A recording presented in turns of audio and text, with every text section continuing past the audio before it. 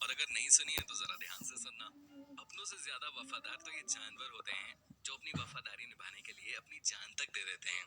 बल्कि इंसानों के अपने तो इतने गिरे हुए होते हैं कि जिस थाली में खाते हैं उसी में छेद कर देते हैं। ऐसी बेवफाई करने वाले अपनों से हजार क्या लाख गुना बेहतर ये जानवर होते हैं। दोस्तों आज की हम अपनी इस वीडियो में आपको दिखाने वाले हैं कुछ ऐसी चीजें जिसे देखने के बाद आप कहेंगे कि ये जानवर कितने वफादार होते हैं। तो चलिए शुरू करते हैं आज का ये नया एपिसोड। लेकिन उससे पहले दोस्तों अगर आप हमारे चैनल पे नए हैं और चैनल को अभी तक सब्सक्राइब नहीं किया है तो प्लीज कर लीजिए। साथ ही अगर आप इस वीडियो को फेसबुक पर देख रहे हैं तो पेज को लाइक जरूर कर दीजिएगा। Number 1, Asian sheepshead wrasse. दोस्तों क्या आपने कभी एक मछली और इंसान के बीच की दोस्ती की बात सुनी है? नहीं सुनी होगी, अच्छा। लेकिन आज पहली बार आप इसे देख भी लीजिए। दोस्तों ये कहानी है जापान के एक स्विमर और समुद्र के नीचे की एक मछली के बीच की। आपने एशियन शीप हेड रैस का नाम सुना होगा। ये एक समुद्री मछली है। बात यूं हुई कि जापान के स्विमर नाकामोरो जब समुद्र के अंदर गए तो उन्होंने देखा कि एक मछली काफी ज्यादा चोटिल है। उस मछली को इतनी गंभीर चोट लगी थी कि वो समुद्र में तैर भी नहीं पा रही थी। वो कई दिनों से भूखी थी। ऐसा लग रहा था कि उसका मरना तय है। लेकिन नाकामोरो ने उस चोटिल मछली की मदद की, उसे खाना खिलाया। वो भी कोई एक दो दिन नहीं बल्कि पूरे के पूरे 18 दिनों तक रोज वो समुद्र के नीचे जाकर उस मछली को खाना खिलाते थे। कुछ दिनों बाद मछली पूरी तरह से स्वस्थ हो गई। वो बिंदास एक बार फिर पानी के अंदर तैरने लगी, सब कुछ ठीक हो गया।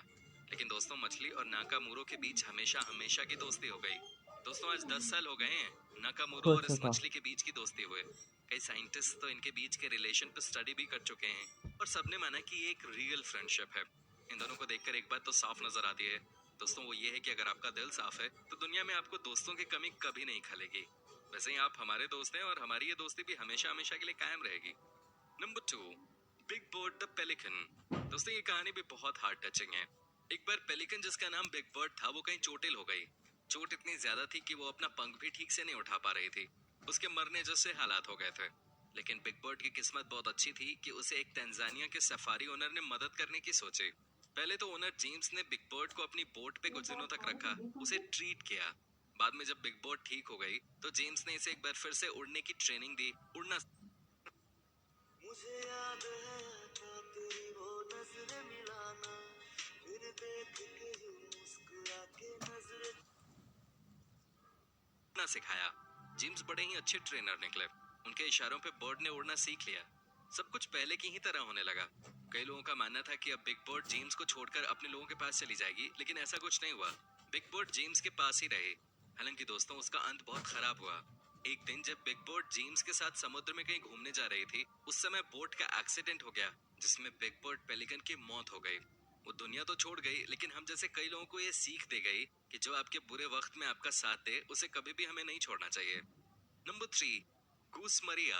दोस्तों शायद आपको पता न हो लेकिन गूस यानी कि बत्तखों को सबसे वफादार जीवों में से एक माना जाता है। चीन में तो बत्तख को पुलिस के काम के लिए भी इस्तेमाल किया जाता है। लेकिन आज जो हम कहानी आपको बताने वाले हैं वो कुछ अलग है। दोस्तों ये स्टोरी है अमेरिका की। यहाँ मार्टिन नाम का एक आदमी रोज सुबह शाम पार्क में वॉक करने के लिए जाता था। लेकिन अचानक ही उसने देखा कि एक गूस यानी कि बत्तख उसके साथ वॉक कर रहा था। ऐसा तकरीबन रोज ही होने लगा। समय जैसे जैसे आगे बढ़ता गया वैसे वैसे मार्टिन और मारिया के बीच दोस्ती बढ़ने लगी। दोनों एक दूसरे को पसंद करने लगे। बात यहाँ तक बढ़ गई कि मारिया अब मार्टिन के घर पे भी जाने लगी। मार्टिन भी रोज मारिया को खाना खिलाया करते थे। दोनों के बीच दोस्ती इतनी गहरी हो गई कि मारिया मार्टिन की हिफाजत करने लगी। मार्टिन के आसपास जो भी आता वो उसे भगा देती थी। दोस्तों अचानक ही एक दिन न्यूयॉर्क सिटी जू के अधिकारी आए और पार्क के सारे जानवरों को जू ले गए। लेकिन इसके बाद भी मार्टिन और मारिया के बीच की दोस्ती खत्म नहीं हुई। मारिया से मिलने के लिए मार्टिन रोज ही जू जाने लगे। दोस्तों आपको कैसी लगी कहानी मारिया और मार्टिन के बीच की? आप हमें कमेंट करके जरूर बताएं।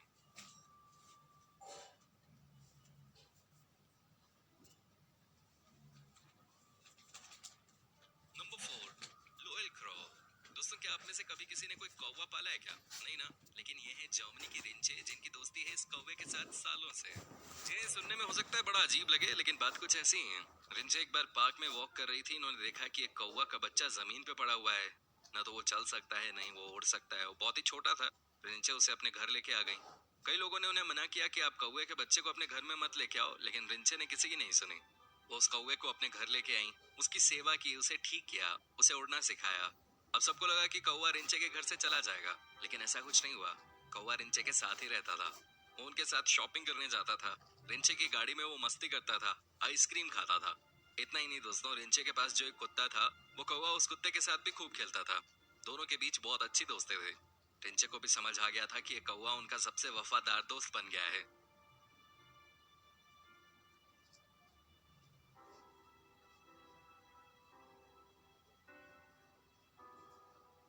नंबर 5, जेसिका की कहानी।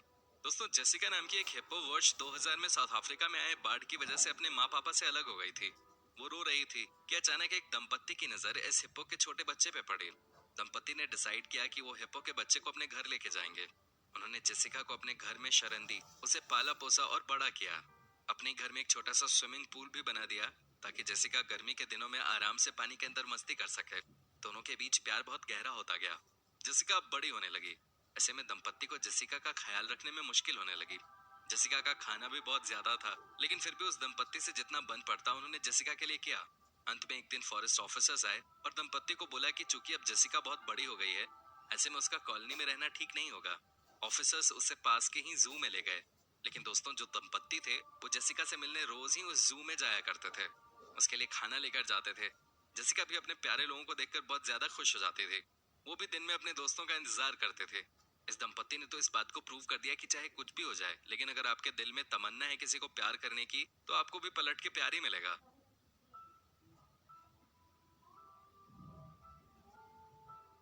नंबर 6, दोस्तों, ऑस्ट्रेलिया के मार्को एक जाने माने डाइवर हैं। ये समुद्र के अंदर कई बार जा चुके हैं। वहाँ के जानवरों के बारे में ये रिसर्च करते हैं। लेकिन ये तब बहुत ज्यादा पॉपुलर हो गए जब इन्होंने एक शार्क से दोस्ती कर ली। जी हाँ, शार्क, जिसका नाम सुनते ही हमारे और आपके पसीने छूट जाते हैं, उससे इन्होंने दोस्ती कर ली। दोस्तों, बात तब की है जब मार्को एक बार समुद्र के अंदर गए और इन्होंने नोटिस किया कि एक शार्क इनके साथ खेल रही है, इन्हें अपनी तरफ बुला रही है। लेकिन ये एक दिन की ही बात नहीं थी। मार्को रोज जाते थे समुद्र में और रोज ही ऐसी घटना होती थी। फिर मार्को ने भी मन बना लिया कि क्यों ना शार्क के साथ दोस्ती ही कर ली जाए। दोनों के बीच अच्छी दोस्ती हो गई। दोनों एक दूसरे को देखकर खुश होते थे। दोनों के बीच में प्यार बहुत बढ़ गया। मार्को भी रोज ही शार्क के लिए कुछ खाना लेकर जाते थे। ये शार्क कुछ अलग किस्म की थी, क्योंकि मार्को के अनुसार जनरली शार्क इतनी दोस्ती वाले नेचर के नहीं होते हैं। मार्को ने हालांकि एक इंटरव्यू में बताया कि शार्क जब भी आपको देखे उससे दूरी बनाए रखना ही उचित होता है, क्योंकि ये बहुत ही अटैकिंग मूड की मछली होती है। और आप तो ये बात जानते ही होंगे कि शार्क अगर एक बार हमला कर दे तो बचना लगभग इम्पॉसिबल है। दोस्तों, आपको कैसी लगी ये स्टोरी, आप हमें कमेंट करके बता सकते हैं।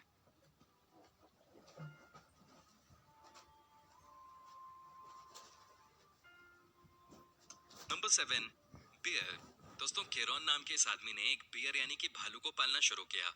ना ना, ये मत समझिए कि केरॉन को कोई शौक था भालू को पालने का। दरअसल बात ये थी कि स्पेन के एक जू में बहुत सारे जानवर हो गए थे और इसी बात को लेकर जू के अधिकारियों ने फैसला किया कि वो इस भालू को मार देंगे। लेकिन फिर केरॉन ने यह निर्णय लिया कि वो इस भालू को अपने घर लेकर आएंगे और इसे पालेंगे। केरॉन भालू की जिंदगी बचाना चाह रहे थे और वो इस काम में सफल भी हो गए। उन्होंने बियर को पालना शुरू कर दिया। केरॉन और भालू के बीच अच्छी दोस्ती हो गई। दोनों एक दूसरे को बहुत प्यार करते थे, एक दूसरे के साथ ही रहते थे। जैसे जैसे भालू बड़ा होता गया, केरॉन ने डिसाइड किया कि वो भालू के लिए नई जगह ढूंढेंगे। अपने घर के आगे ही उन्होंने एक पार्क में भालू को पालना शुरू कर दिया। भालू के और भी बच्चे हुए। तकरीबन उनके पार्क में 4 भालू रहते थे। केरॉन और भालुओं के बीच इतनी दोस्ती हो गई कि जब केरॉन ने शादी की तो उनकी बारात में भालू भी गए थे। ये जरा तस्वीर भी देख लीजिए। लेकिन दोस्तों, केरॉन का भी ये कहना है कि आप इस तरह के जंगली जीवों को नहीं पालें तो अच्छा रहता है, क्योंकि ये भालू आपके ऊपर कब हमला करते हैं इसका अंदाजा लगा पाना मुश्किल है। हालांकि ये जानकर आप चौंक जाएंगे कि केरॉन के 90% दोस्त भालू ही थे। सिर्फ 10% दोस्त उनके इंसान थे। और आज तक टचवुड केरॉन के ऊपर किसी भालू ने कभी कोई हमला नहीं किया। दोस्तों, प्लीज आप हमें कमेंट करके बताएं आपको ये कहानी कैसी लगी, और ज्यादा से ज्यादा इस वीडियो पे लाइक करें।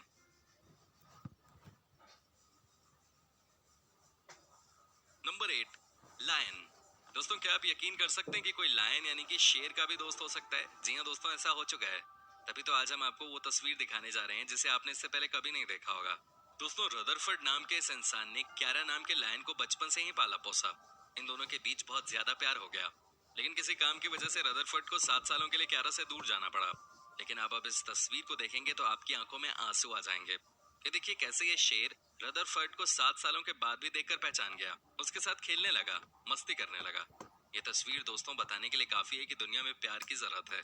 लोग हो या जानवर, सबको प्यार चाहिए। और अगर आपके मन में सच्चा प्यार है किसी के लिए, तो वो जानवर चाहे कितना ही खतरनाक क्यों ना हो, वो भी आपका दोस्त बन ही जाएगा।